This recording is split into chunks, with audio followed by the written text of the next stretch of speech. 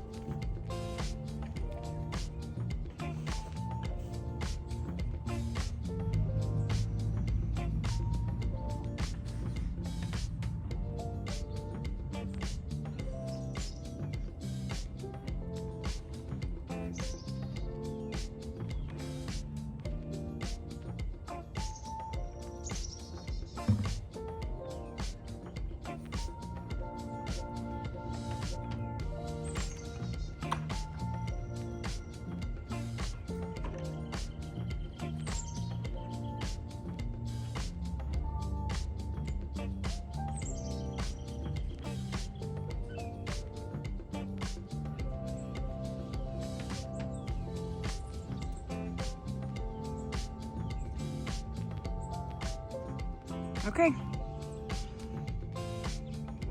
it is time to plant, I think. So a couple things. This row right here is not a traditional row because it has the okra in it. So I hand tilth this because to get the tilther in our traditional way, I think would be too much. It might mess the tilther up.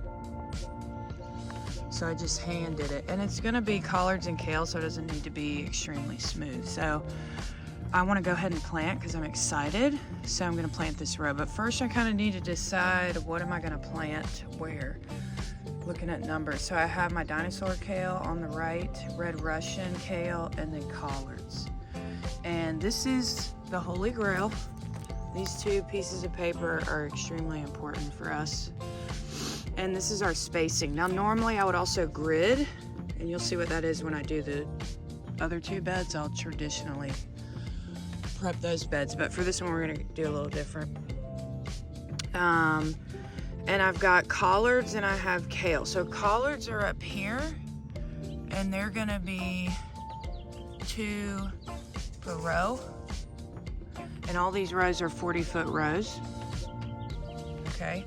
And then the kale is gonna be 3 per row. So a little bit different. So now I kind of need to look at my numbers.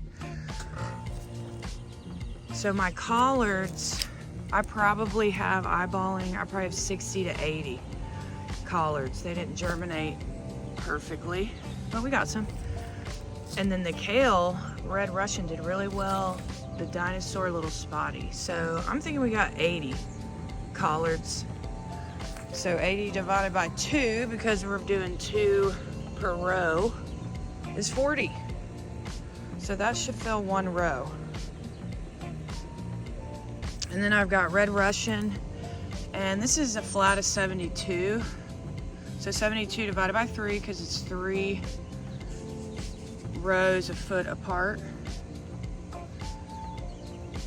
72 divided by 3 is, I think, 24. So 24 feet.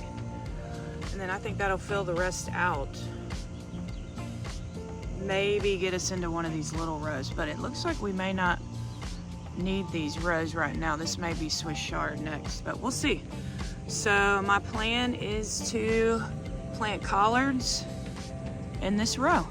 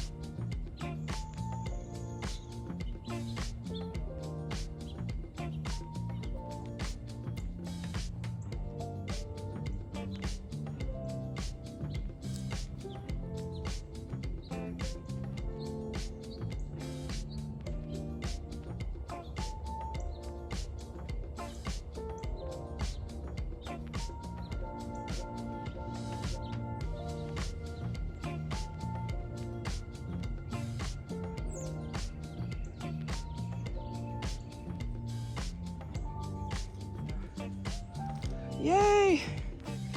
Collards are in. So next step would be kale. And I do need to do a little more prepping for these beds. I'm gonna